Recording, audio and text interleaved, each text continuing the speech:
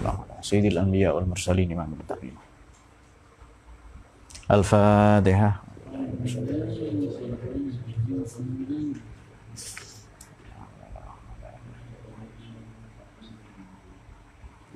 Bismillahirrahmanirrahim. Kita lanjutkan kajian tafsir malam ini, yakni pada suratil Anbiya ayat yang ke-42 dan ke-43. Saya akan bacakan tafsirnya orang Indonesia ini ya. Bismillahirrahmanirrahim. Qul may yakla'ukum bil-laili wan-nahari minar rahman bal hum an dzikri rabbihim mu'ridun. Am lahum alihatun tamna'uhum min dunina la yastati'una nasra anfusihim wala hum minna yushabun. Bismillahirrahmanirrahim. Qul ya asyrafal khalqi, katakan wahai makhluk yang paling mulia, kepada siapa? Lil mustahzi'ina bika, kepada mereka yang mencacimu, yang memperolok-olokkanmu, atau ayil musta'jilina, atau mereka yang berharap disegerakan azabnya. Pertanyaan atau permintaan Allah kepada nabinya sallallahu alaihi wasallam bitariqit taqri', dengan maksud mencaci mereka. Apa itu? Pertanyaan yang oleh Imam Al-Biqai ya, dalam Nazmud Durrar fi Tanasubi Ayat wa Suwar itu disebut istifham taubihi. Istifham yang bernada mencela atau mendamprat. May yakla'ukum bil-laili wan-nahar, siapakah yang kala'a atau ini bermakna menggembalakan atau menjaga, sehingga rumput-rumput yang berserakan di padang rumput itu bahasa Arabnya adalah kalaun atau al-kala'u.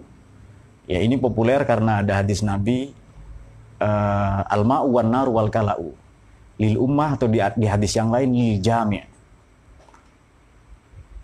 Air, api, dan rumput itu dimiliki orang banyak. Kalau konteks sekarang dimiliki negara. Tambang, emas, sekarang yang laris itu nikel ya, bahan baku untuk bikin lithium, bikin baterai. Dan ada pemusatan itu ya, dan Cina sedang gencar melakukan itu. Siapakah yang mampu menyelamatkanmu bil-laili wan nahar? Ai may yahfazukum bil-laili idza nimtum, ketika tidur kalian semua, fin nahari idzan saraftum ila ma'ayisikum, ketika engkau menjalankan hidupmu, atau ma'ayis ini pengupo jiwa, livelihood, ketika engkau sedang mencari rezeki, menjalani hari-hari. Siapa yang bisa menjagamu? Minar rahman ai min azabir rahman. Coba kita bandingkan supaya lebih kaya. Ini ada di Bahrul Ulum ya, Imam As-Samarkandi. Beliau wafat tahun 373. May yamna'ukum min azabir rahman illa rahman. Siapa yang bisa menjaga kalian dari azabnya? Siapa Ar-Rahman itu? Kecuali memang Allah sendiri. Kemudian balhum an dzikri rabbihim mu'riduna. Itu tadi sudah dibahas ya. Justru mereka tidak ada kesadaran ya, bibalihim, dalam hati mereka, an dzikri rabbihim. Ini menurut dalam Imam Al-Baidawi ya, Anwar Tanzil, beliau wafat tahun 685. Maknanya adalah an dzikri rabbihim ini dua dari tauhid dan Al-Qur'an. Kemudian nanti akan kita ulas lah sedikit tauhid itu. Kemudian amlahum alihatun tamna'uhum min dunina. Ini kata Imam Nawawi, alahum alihatun tamna'uhum mimma yahzunukum kainatun min ghairina famin dunina sifatul alihah. Ada enggak sih Tuhan yang mampu menolong, yang mampu merintangi kesedihan kalian, kainah yang telah ditetapkan kelak di akhirat itu? Ada nggak? Kalau di dunia saja tidak mampu lah. La yastati'una ay alihatum tadi nasru anfusihim himayatuha anil afati. Fa kaifa taqdiru ala himayati ghairiha. Ini lebih kurang sama dengan pembacaan teman-teman yang lain ya, yang sudah dibaca dari ragam tafsir tadi. Ay min azabina, dari azab kita. Baik. Tafsir ini memang ada yang tafsir buku induk atau disebut tafsir ummahat. ini kita bisa membacanya misalnya Imam At-Tabari atau Imam Al-Qurtubi. Kalau yang agak belakangan, misalnya Ibnu Katsir, Abil Fida Ismail, itu disebut tafsir ummahat. Tafsir yang lazim kita kenal sebagai buku babon atau tafsir induk. Ada juga yang tafsir ini bernada misalnya mausu'at, ensiklopedis. Siapa lagi kalau bukan Imam Fakhruddin Ar-Razi. Atau misalnya Imam Al-Alusi, ini nada corak tafsirnya adalah ensiklopedis. Nah, kenapa di pondok itu kita ngaji tafsir biasanya Jalalain, Imam Asyuti dan Al-Mahalli. Kenapa? Karena karena tafsir Jalalain ini sekurang-kurangnya murakkazatul ibarat. Ia berfokus kepada teks, kepada diksi, bagaimana memahami teks demi teks itu. Nah, itu disebut itu ya. Kemudian ada lagi misalnya Jami'ul Bayan ya Imam Al-Ijzi wafat 905 atau Imam Al-Baidawi. Kalau yang sering dibaca Ustadz Yani tafsir dalam konteks bahasa dan balaghah. Tahrir wa Tanwir, Bahrul Muhit, Al-Kasyaf ya. Ada juga tafsir yang general, misalnya sering saya baca Imam Asy-Syaukani. Fathul Qadir itu general, dibicarakan secara umum. Model-model tafsirnya itu ya. Atau Imam Samarkandi ya Fathul Bayan, As-Sam'ani dan lain-lain. Kalau yang Nazmud Duror fi tanasubi ayati waswar, ini tafsir yang bernada tanasub, korelasi satu ayat dengan ayat lain atau satu surat dengan surat lain. Itu betul kalau ada hadis Nabi bahwa Quran itu menafsirkan satu sama lain, masing-masing ayatnya loh ya. Yufasiru ba'du. Atau misalnya apa tadi yang dibaca Fauzi itu? Ibnul Jauziyah. Itu disebut Jam'ul Aqwal, kumpulan pendapat-pendapat. Itu juga misalnya kita bisa membaca Imam Al-Mawardi, beliau 450 wafatnya itu. An-Nukat wal Uyun, itu juga tafsir yang bercorak kumpulan pendapat-pendapat orang-orang. Atau misalnya ini ada di sini Ta'wilat An-Najmiyah ya, itu Isyari atau tafsir Sufi. Dan beberapa ya masih banyak lagi ya. Atau tafsir Isyari atau tafsir Sufi ya. Baik, kita langsung saja kepada tafsir dalam pembacaan saya. Kul may yaklaukum billaili wan nahar minar rahman. Baik. Revolusi yang dibawa oleh Kanjeng Nabi ini tentu saja revolusi tauhid. Thawrat tauhid atau thawratul aqidah. Thawrah.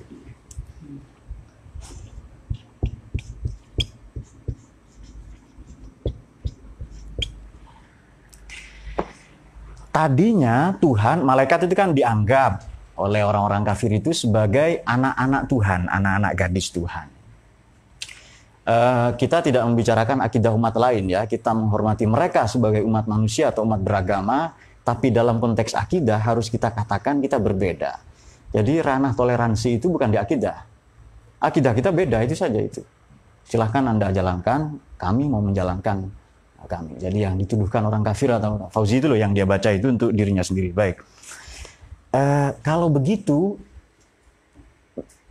Tuhan ini kok dibikin di bumi? Ini kan sebenarnya berangkat dari pasca hijrah, ada kekecewaan dari ketika Nabi mau umroh dan orang-orang di Madinah, ada perjanjian atau ada fakta perdamaian yang disebut dengan apa? Dengan Sulhul Hudaibiyah, perjanjian damai Hudaibiyah. Semua poinnya merugikan umat Islam. Nabi hanya minta satu saja. Tolong kami jangan dilarang membicarakan Islam. Jadi munaza'ah atau tanazu'at. Fa'in tanaza'tum itu loh. Kalau kalian berselisih paham atau membicarakan. Fardillah wa rasulih. Itu semua sahabat sebenarnya tidak terima. Hanya saja Sayyidina Umar yang paling berani mengatakan, apakah Anda masih Nabi? Kok mau bikin kesepakatan seperti ini? Bahkan Sayyidina Ali itu keberatan mencoret Ar-Rahman itu. Dengan siapa? Suhail bin Amru itu ya. Tapi gara-gara Islam dibicarakan, Thawratul Aqidah atau Thawratul Tauhid ini, makanya tadi an dzikri rabbihim itu kan Tauhid isinya. Selain Al-Quran yang sudah dibicarakan teman-teman, ya tidak apa-apa.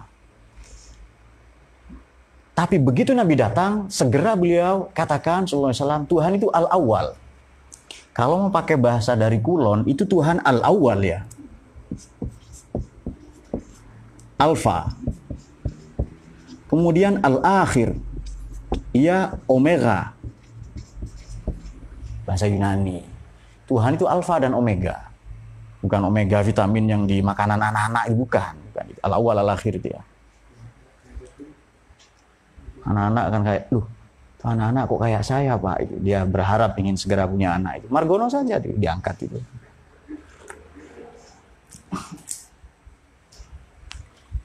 Dia fatirus samawati wal ard, yang menciptakan langit dan bumi, gugusan ya, lapisan-lapisan langit dan bumi. Sementara Tuhan alihah, Tuhan-Tuhan tandingan itu, mereka dipertuhankan di bumi. Pertanyaannya begini saja, kita mau menyembah Tuhan ini, mau mempertuhankan Allah itu di dunia saja kah? Atau di dunia dan di akhirat? Fir'aun, Ramses bin Meneftan misalnya. Ia dipertuhankan di dunia saja, di akhirat tidak. Sekarang Fir'aun itu jadi apa? Ya jadi objek wisata. Orang-orang di Mesir menolak Fir'aun ya kan? Jelas itu menolak itu. Tapi faktanya mereka makan dari pariwisata apa manusia yang di Margono boleh mencoba yang dibalsem seperti Ramses bin Meneftan. Nah, silakan dibalsem nanti dicoba itu ya. Liga yang serem itu kan ya. Jadi ada cerita unta itu tidak bisa jalan, lalu digosok pakai balsem itunya. Nah, Anda boleh mencoba itu. Ini dia. Jadi begitu Kanjeng Nabi mengatakan, menyampaikan wahyu, lam yalid walam yulad, ya kan? Itu sudah selesai sebenarnya itu. Allahus somad. Dia tidak berpori, buntu. Kenapa orang melahirkan? Dia berlubang. Mulut lubang bukan itu. Makan tentu saja kan, minum. Nanti keluar bayi itu dari lubang juga itu. Enggak Pak, dia dibedah dari perut. Tetap saja ada lubang-lubangnya, lubang pori. Tuhan tidak berlubang, otomatis lam yalid walam yulad itu. Tidak beranak dan tidak diperanakkan. Ini lubang kan bahasanya seneng kan ya? Siapa? Dayat ya? Iya, seneng dia. Lubang gitu ya. Nanti silahkan baik Dayat maupun adiknya itu siapa? Dan Lubis juga belakangan Abu Hasan ini silakan bekerja untuk melubangi donat-donat ya. Cari saja di donat-donat kan. Pagi-pagi banyak ya jualan kue itu. Mbak, ini donat dibikin di mana? Mau dong melubangi itu ya. Nah, itu silakan ditempuh cara-cara itu. Makanya ada ayat Quran itu yang bernada mengejek begini. Wamal Masih ibnu Maryam illa rasul. Nabi Isa alaihissalam, ibnu Maryam ya alaihissalam, itu tak lain seorang nabi. Qad khalat min qablihi rusul, sebagaimana para rasul terdahulu. Wa ummu siddiqah, ibunya orang yang senantiasa jujur. Kana yakulani ta'am, dua-duanya makan. Ya kan? Dua-duanya makan itu. Meskipun kita menghormati saudara kita yang berbeda agama itu, tapi dalam akidah kita harus tegas. Bahwa konsep teologi mereka salah, itu saja itu. Bagi mereka kita salah, soal lain itu, urusan lain itu. Margono kalau membenarkan tidak apa-apa. Karena memang dia sudah mau ngajar, ya kan. Silahkan, tidak apa-apa. Tapi kata Heri di luar, atau langsung ke bawah, ke bacok itu. Nah, saling mengajar nanti itu bagaimana. Nanti siapa yang bisa diterima wawasannya dan gagasannya itu. Baik. Jika demikian, pasca Sulhul Hudaybiyah itu orang-orang mulai ragu. Dan ini dua pendapat ya, kata Imam As-Suyuti, juga kata Imam Syihabuddin Az-Zuhri ya. Dua orang ini mengatakan bahwa tidak satupun orang membicarakan Islam. Jadi dampak paling sukses adalah Sulhul Hudaybiyah. Makanya ayat yang turun, wahyu yang turun adalah Inna fatahna laka fatham mubina. Sungguh telah kami kasih kemenangan kepadamu ya. Yang nyata, meskipun di perjanjian itu merugikan Islam semua. Sampai Sayyidina Ali tidak mau mencoret itu, Ar-Rahman Ar-Rahim. Lalu Nabi bertanya, Rahman itu mana? Biar saya yang coret itu. Beliau coret sendiri itu. Wah, kalau sekarang lihat salib saja ya. Lihat, bukan salib, gambar mirip salib. Itu sudah kelojotan itu. Begitu lihat daster terangkat, terangsang malah ternyata dasternya Fauzi. Gitu ya. Kata Mu'id, begitu dilihat, sempak besi itu ya. Ada teman dulu, boneka itu loh. Roknya tuh diangkat. Loh, kok dibuka? Barangkali bukan boneka. Padahal boneka. Ya. Itu pasti cara berpikir Dayat itu ya. Itu cara-caranya Dayat gitu. Nah, satu lagi ya, selain ini kan masih dalam konteks apa kemarin tasliyah ya kan? Ayo tanyakan Muhammad, itu firman Allah begitu kepada mereka. May yakla'ukum bil-laili wan-nahar. Siapa yang bisa menyelamatkan kalian dalam hidup itu ya? Kalau bukan Allah itu sendiri. Ini juga pesan bagi kita, kalau kita tidak bisa bersembunyi dari murkanya Allah itu, kecuali kita bergabung di dalam cinta kasihnya Allah itu. Di manakah kita bisa bersembunyi dari murkanya? Ya bergabung saja dalam lingkaran cinta kasihnya itu. Intinya yang bulat di situ saja, karena dialah as-somad, sandaran vertikal itu. Nah, kemudian orang-orang ini tidak keberatan sebenarnya. Menerima itu loh ya, menerima itu tidak keberatan. Hanya saja masyarakat Mekah ini, makanya betul kalau periode Mekah itu Kanjeng Nabi SAW lebih berkonsentrasi kepada syahadat ketuhanan saja. Baru nanti periode Madinah itu di syahadat kemanusiaan. Meskipun tentu saja bagi sebahagian yang lain selesai ya, tapi kebanyakan era 12 tahun yang hanya 124 orang itu, Nabi hanya terfokus di sana. Untuk kemudian nanti kelak meninggalkan itu. Juga misalnya ayat-ayat senada bisa kita temukan yang sering kita baca. Bismillahirrahmanirrahim. Lam yakunil ladzina kafaru min ahlil kitabi wal musyrikina munfakkina hatta ta'tiyahumul bayyinah. Siapa bayyinah itu? Tidak lain adalah Rasulun minallahi yatlu suhufan fiha kutubun qayyimah wa ma tafarraqal ladzina utul kitaba illa min ba'di ma ja'atuhumul bayyinah. Setelah dapat kitab bertentangan lagi, ada beda pendapat lagi. Demikianlah watak manusia itu.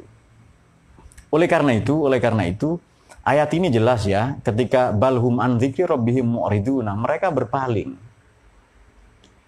Periode-periode Mekah itu Nabi SAW diminta untuk berpaling dari orang-orang musyrik. Wa'rid anil musyrikin ya. Kenapa? Itu sebenarnya pesan bukan untuk Nabi, tapi kepada para pengikutnya untuk tidak terkontaminasi oleh gaya hidupnya kaum pagan atau musyrikin waktu itu. Sampai-sampai nanti yang cerita yang populer, riwayat yang populer itu Sayyidina Jabir itu enggan, bukan menolak Nabi ya, tapi gimana ya rasanya sa'i ini kok dari Sofa ke Marwah. Dulu kita mencium sowannya itu loh, sa'inya itu lari-lari kecil itu loh, mencium Lata dan Uzza. Sementara Lata itu pernah dikencingi kampret, pernah dikencingi apa itu? Kampret itu apa itu? Ya kelelawar ya, atau sejenis itu. Masa Tuhan dikencingi itu dan diam saja, ya kan? Dan seterusnya lah itu. Tadinya Tuhan-Tuhan tandingan itu tercipta di bumi, dibikin dari batu atau roti, atau dibikin dari sosmed misalnya ya, yang jualan-jualan itu. Tapi begitu Nabi memperkenalkan Tuhan itu Alfa, al-awwal ya, maknanya la awwala lahu, itu sudah runtuhlah bangunan teologi mereka. Meskipun sebahagian mereka menolak memang.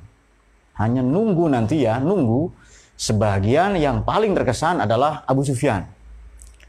Ini sangat terkesan bahwa kok patung-patung ini tidak dihancurkan ya? Kok saya dihormati sedemikian rupa? Ini banyak yang menyatakan ini pernyataan politis ya, tapi ini kecerdasan profetik.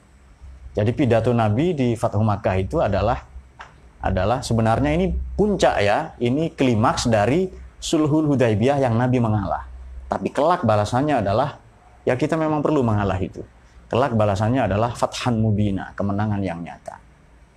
Barang siapa yang masuk Masjidil Haram, dia aman. Yang menutup pintu jendelanya, aman. Atau yang masuk ke rumah Abu Sufyan, karena besar sekali itu, aman. Loh, karena khawatir, sebenarnya kekhawatiran Abu Sufyan ya, radhiyallahu anhu. Meskipun Islamnya itu setengah-setengah tadinya loh ya, karena Sayyidina Abbas datang, hari ini nggak ada yang bisa nolong kamu, mati kamu, kira-kira begitu itu. Sudah masuk Islam saja itu setengah-setengah. Istrinya bertanya, Hindun, saya diampuni nggak kira-kira? Pasti diampuni itu. Nah, khawatir Abu Sufyan ini kehilangan posisinya itu saja itu. Jadi persoalan kita bukan itu. Bukan, itu persoalan prestis. Persoalan reputasi, strata sosial saja. Artinya di persoalan akidah sudah runtuh dengan Alfa dan Omega. Sudah selesai di situ. Tuhan kamu, ayo Tuhan kamu gimana? Nggak bisa jawab dia. Tuhan saya dibikin dari roti katanya itu. Atau dari donat kata Margono. Kan saya kok yang melubangi. Begitu ada konsep al-awwal al-akhir, selesai itu. Nggak bisa jawab mereka. Artinya runtuh semua bangunan teologinya. Berarti persoalannya adalah reputasi, strata sosial. Begitu pidato Nabi yang masuk ke rumah Abu Sufyan, oh berarti saya masih diorangkan. Artinya dengan masuk Islam jangan cemas Anda menjadi rendah, tidak dihormati orang, tidak. Tetap Anda dihormati itu. Dan terbukti bahwa nanti yang mendapatkan ghanimah atau fai sebagian 100 unta itu justru Abu Sufyan. Mu'allafat qulubuhum, ya kan? Yang orang itu sangat kaya sudah sebenarnya itu. Diam saja, kecuali tokoh Wahabi namanya Dzul Khuwaisirah itu. Itu julukan saja, orang yang kepala batu. Menurut saya bukan kepala, hatinya juga batu, bahkan kelaminnya ya. Karena memang patung dia, jadi berhala dia yang berjalan itu, arca itu. Satu lagi sebelum kita nanti diskusikan. Lalu penalaran logisnya adalah ketika Tuhan tandingan itu la yastati'una nasra anfusihim, bisakah dia menolong kita, menolong kalian ya kepada mereka itu? Dia itu nolong diri mereka sendiri tidak bisa. Di sini ada riwayat yang juga sahih ya, mutawatir. Nabi tidak merusak 3 berhala, yakni patungnya. Bukan berhala lah ya, patung saja, arca, monumen, sya'air itu. Siti Maryam, kemudian Nabi Musa dan Nabi Isa. Itu tidak dirusak. Artinya, kalau kita sekarang lihat Borobudur, itu ya silahkan yang melihat itu sebagai sesembahan. Bagi kita itu yang monumen saja. Monumen dunia itu. Heritage ya. Heritage. Heritage. Kita melihat itu saja. Bukan aspek yang lain. Lantas, amlahum alihatun tamnauhum min dunina la yastati'una nasra anfusihim wa lahum minna yushabuna. Mereka juga tidak akan ditemani, ditolong, tidak akan mendapatkan naungan berlindungan. Saya mencatat ayat ini bahwa azabnya Allah itu kemarin sudah kita ulas ya, di dunia dan di akhirat. Azabnya Allah itu yang justru saya ingat ketika seorang teman, sebut saja mantan lurah ya, jadi ikut saya ke Jakarta waktu itu. Saya pacaran Mbak, katanya, pegang mic gitu. Saya pacaran, tapi tidak pernah dilarang oleh guru saya. Tidak pernah dihukum. Tapi itulah hukuman terberat bagi saya. Itu mungkin diplomatis ya, diplomatis. Tapi saya kira murid itu cerdas, karena begitu melihat gurunya tidak suka, dihentikan itu. Sebab ada itu, orang yang terindikasi pacarnya, entah diantar pakai motor saya atau apa, lihat betis langsung jatuh dari motor misalnya itu. Ketawa. Itu disudahi.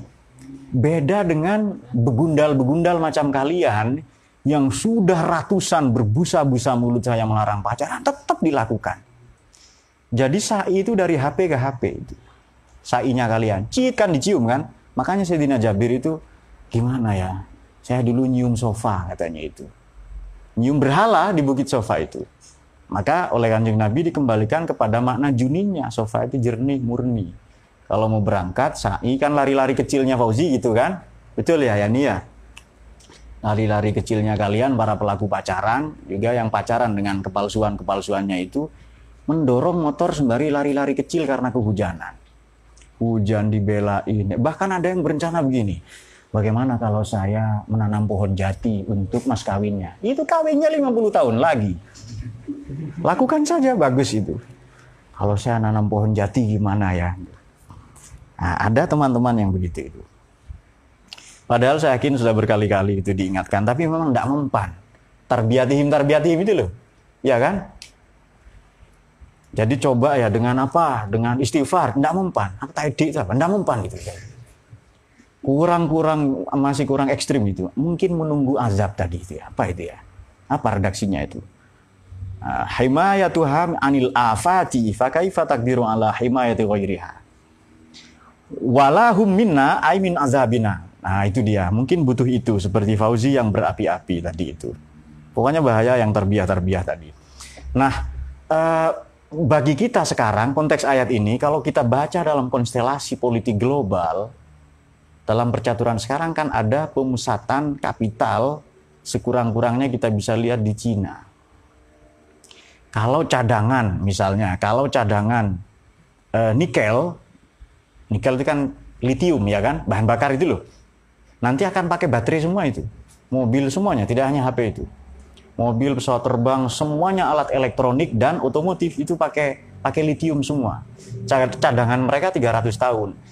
Kurang lebih begini pembacaan secara gampang, ekonomi mereka akan tetap bertahan selama 300 tahun. Amerika tamat riwayatnya. Tetapi jangan sedih. Jangan sedih ya. Sama dengan para kiai dulu memiliki ainul basiroh, tidak mungkin melawan Jepang dan Belanda. Tunggu saja. Ada persoalan yang kita nggak perlu ngapa-ngapain, selesai sendiri nanti itu. Dan mereka pergi sendiri itu. Nah, cara-cara ini juga dipakai untuk para pemalas lalu tidak nyapu, tidak cuci piring gitu ya. Selokan atau saluran air yang mampet itu ditunggu saja. Ini akan selesai pada waktunya. Nggak selesai. Tetap butuh tukang juga ya kan? Nah, ada yang menyerahkan ke cara berpikir seperti Sipul dulu ya. Pada akhirnya segala sesuatu akan sederhana. Nggak dicuci piring itu. Lalu dilempar oleh Rusdi talam-talam dan sebagainya itu. Nah, kita membaca seperti ini selama kita dalam konteks May yaklaukum billaili wan nahar. Dalam peradaban malam dan siang, peradaban yang kita buntu dan potensial untuk kita terpedaya bahkan oleh ilmu, filsafat, epistemologi, oleh cara pandang yang kita bangun ya, peradaban-peradaban itu, wan nahar, maupun yang kita terhalang oleh sinar peradaban, terangnya peradaban, tapi itu menggelapkan hati kita. Siapakah yang bisa melindungi itu semua? Kecuali Tuhan. Ini maknanya sederhana. Boleh membangun peradaban sehebat apapun, tetapi harus ada peradaban yang profetik. Harus ada nurnya Allah di situ, nurnya Kanjeng Nabi di peradaban yang kita bangun. Maknanya apa? Kita membangun peradaban apapun, jangan lupa itu peradaban yang mencerminkan ketuhanan dan kenabian, nubuwah. Harus ada yang mencerminkan itu supaya tidak lagi serakah. Kita bandingkan begini, cara berpikir Barat misalnya. Eksploitatif. Dunia ini bagian dari kita. Timur tidak. Kita ini bagian dari alam. Kita bagian dari dunia. Cara pandang bahwa dunia itu bagian dari kita, itu eksploitatif, akan memiliki. Ini di-coupling cepat, dimiliki, dikeruk sehabis-habisnya. Orang lain miskin, urusan nanti. Tapi begitu pandemi, kan bisnis paling besar di Amerika itu salah satunya bisnis penerbangan. Begitu orang tidak ada terbang 4 bulan, kolaps semua itu. Itu baru corona itu loh ya, yang kita tidak jelas seperti apa dan bagaimana. Hanya saya ikuti salah satu mazhab, corona adalah komunitas rondo mempesona itu. Nah, janda itu bukan hanya fisik ya. Jadi ia bukan hanya kata benda, tapi kata sifat. Jadi setiap Anda melihat donat ini Pak, perlu dikelola. Berarti janda donat itu. Margono dan Dayat pelakunya nanti itu. Dengan cara melubangi. Kalau tidak ada lubangnya kan bukan donat katanya. Donat itu pokoknya yang berlubang katanya. Nah, margonat dan danat ya. Nur hidanat ya. Balhum anzikri rabbihim mu'riduna. Yang penting kita jangan sampai lupa kepada tauhid, kepada Quran. Sampai-sampai kan pamannya Nabi itu diminta, kalau berat mengatakan Muhammad Rasulullah, katakan la ilaha illallah saja. Tetap saja keberatan itu. Nah, apa itu yang membuat berat hati itu apa? Nah, itu kan persoalan di kita juga.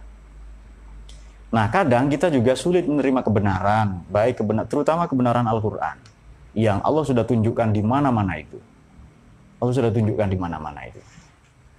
Dulu ada teman itu, kita juga ahli tafsir sebenarnya, kalau wallahu a'lam bishawab itu, wallahu a'lam bimuradihi, kayaknya kita di level itu sudah ahli tafsir katanya itu. Ya, artinya semua ayat Quran itu wallahu a'lam bishawab itu, wallahu a'lam bimuradihi itu. Sehingga la yastati'una nasra anfusihim.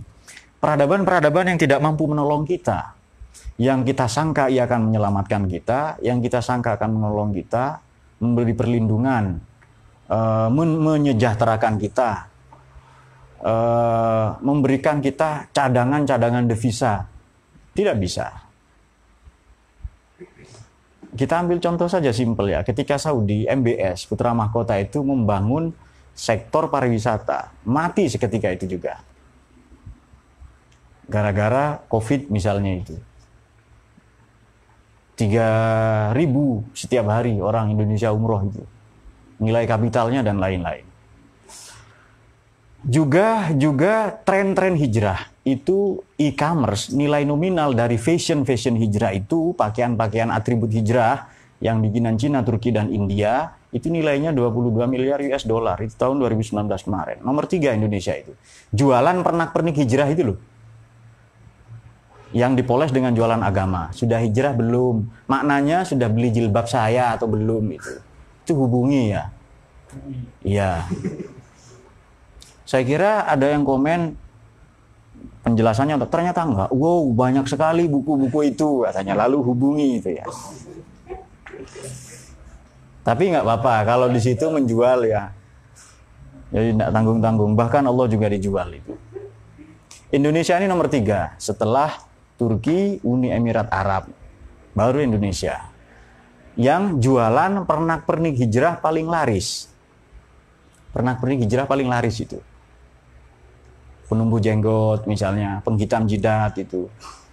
Kemudian celana cingkrang gitu ya. Itu paling banyak dan paling laris itu. Hijrah-hijrah begitu ya. Dan seterusnya dan sebagainya. Sehingga kalau kita membangun peradaban, apakah ilmu, politik, kebudayaan, ekonomi, kita menurut saya itu tidak usah repot-repot itu. Tidak usah repot-repot. Kembali Quran, kalau repot itu, kalau itu dirasa terlalu sulit, sila kembali kepada filsafat kenabian saja. Kembali ke siddiq, amanah, tabligh itu.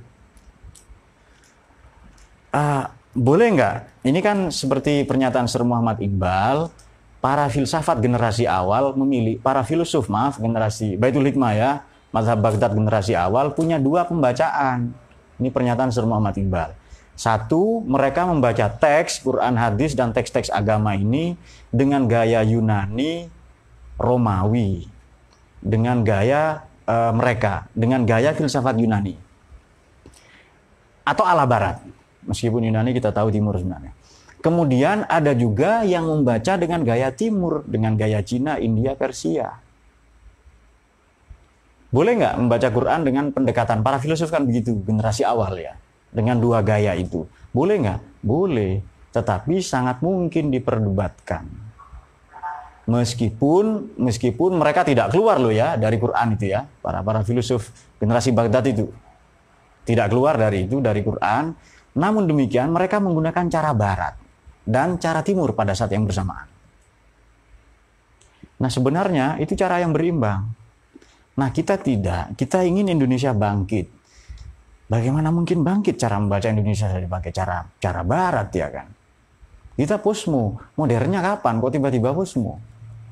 Seharusnya kalau mau utuh itu ya modern versi kita itu apa? Tentukan dulu modernnya apa, supaya tahu caranya bangkit bagaimana nanti. Caranya mengkritik modernitas itu apa? Nah, tapi bangunan-bangunan ini juga sulit. Kemapanan status quo ini sulit dibantah karena memang kita hidup di zaman seperti itu. Karena kita sulit. Namun demikian, sekurang-kurangnya kita bisa kembali kepada Quran itu. An-dzikri rabbihim. Ya membaca, ya tauhid, ya Quran itu, ya fikih itu. Walhasil kepada semua disiplin-disiplin ilmu.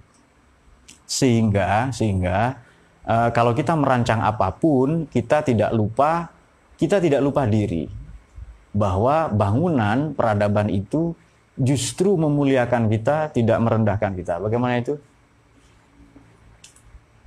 Falamma du'at ma haulahu dhahaballahu binurihim wa tarakahum fi dzulumatil la yubsirun. Jangan sampai peradaban yang kita bangun itu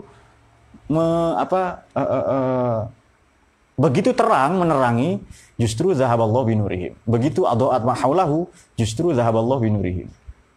Dan kita fi dzulumatin la yubsirun. Kita malam tok akhirnya itu. Begitu siang Siang itu pun menyilaukan kita dan kita tidak mendapati apa-apa, menemukan apa-apa. Intinya, kalau mau bikin peradaban, peradaban yang manusiawi. Sebelum yang ilahi ya. Peradaban yang sungguh-sungguh mengembalikan kita kepada manusia. Modernitas, apa sih? Kalau tujuannya tetap jadi Buddha, nggak usah baca filsafat itu. Tujuannya cuma jadi buruh misalnya. Ya sulit nanti itu. Artinya cara-cara seperti kritik yang disampaikan oleh Sir Muhammad Iqbal itu menarik bahwa boleh nggak membaca seperti itu? Ya boleh-boleh saja. Tapi ia tidak terbebas dari kritik. Dan itu memang gaya filsafat seperti itu. Wallahu a'lam bishawab. Saya kira demikian.